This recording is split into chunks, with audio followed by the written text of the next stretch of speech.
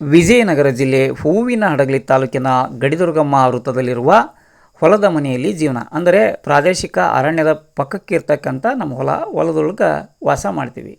D Parashuramappa ಪತ್ರಕರ್ತರ ಕುಟುಂಬ.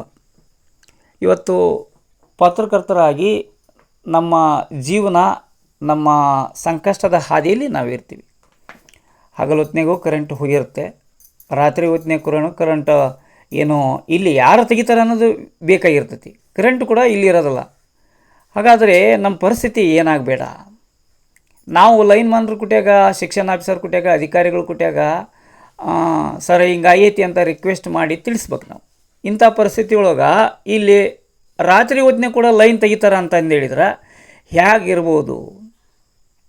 ಅದಕ್ಕೆ ದಯಮಾಡಿ ಅಧಿಕಾರಿಗಳು ಇತ್ತ ಕಡೆ ಗಮನ ಹರಿಸ್ಬೇಕು. ಇಲ್ಲಿ ಒಂದು SC ಕುಟುಂಬ ಅಡವಿಯಲ್ಲಿ ಜೀವನ ಮಾಡ್ತಾಯಿದೆ. ಈ ಒಂದು ವ್ಯವಸ್ಥೆಗೆ ನಾವೇನು ಸಾಥ್ ಕೊಡಬೇಕು ಅನ್ನೋದು ಗೊತ್ತಿಲ್ಲ. ಹಂಗಾದ್ರೆ ನಮಗೆ ಇಲ್ಲಿ ಕರೆಂಟಿನ ಪ್ರಾಬ್ಲಮ್ ಬಿಟ್ಟರೆ ಇನ್ನೇನು ಇಲ್ಲ. ರಾತ್ರಿ ಹೊತ್ತಿನಾಗ ನಮಗೆ ಕರೆಂಟ್ ತೆಗೆಯೋದೇ ಒಂದು ಕೆಲಸ. ಹಾಗಾದ್ರೆ ಇಲ್ಲಿ ಯಾರು ಕೆಲಸ ಮಾಡ್ತಾರೆ ಅನ್ನೋದು ಬೇಕಾಗೈತಿ. ಅದಕ್ಕೆ ಅಧಿಕಾರಿಗಳು ಇತ್ತ ಕಡೆ ಗಮನ ಹರಿಸ್ಬೇಕು. ಹಗಲು ಹೊತ್ತಿನಾಗೂ ಕರೆಂಟ್ ತೆಗಿತಾರೆ, ರಾತ್ರಿ ಹೊತ್ತಿನಾಗೂ ಅಲ್ಲಿ ಕರೆಂಟ್ ತೆಗಿತಾರೆ. ಹಂಗಾದರೆ ನಮಗೆ ಕರೆಂಟಿನ ವ್ಯವಸ್ಥೆ ಮಾಡಿಕೊಡ್ಬೇಕು. ಸರ, ವಿಜಯನಗರ ಜಿಲ್ಲೆ ಹೂವಿನಹಡಗಲಿ ತಾಲೂಕಿನ ಬಿರಬ್ಬಿ ವೃತ್ತದಲ್ಲಿರ್ತಕ್ಕಂಥ ನಮ್ಮದು ಹೊಲದ ಮನೆ. ಅಂದರೆ ಗಡಿದುರ್ಗಮ್ಮ ಟೆಂಪಲ್ ಹೊಸದು ಈಗ ಗಡಿದುರ್ಗಮ್ಮ ಆಗ್ತಾ ಇದೆಯಲ್ಲ, ಅಲ್ಲಿ ಪಕ್ಕಕ್ಕೆ ಇರ್ತಕ್ಕಂಥದ್ದು. ಸುಮಾರು 2-3 ವರ್ಷಗಳಿಂದ ನಾವು ವಾಸ ಮಾಡ್ತಿದ್ದೀವಿ. ಇಲ್ಲಿ ಹಳೆಯ ಗಡಿದುರ್ಗಮ್ಮ ದೇವಸ್ಥಾನ ಏನಿದೆ ಅಲ್ಲಿ TC ಇಂದ ನಮ್ಮದು ಲೈನ್ ಹೋಗಿದೆ. ಅದಕ್ಕೆ ಹೊಸ ಗಡಿದುರ್ಗಮ್ಮ ದೇವಸ್ಥಾನಕ್ಕೂ ಮತ್ತು ನಮ್ಮನಿಗೂ ಹಿಂಗೆಲ್ಲ ಬಂದಿದೆ.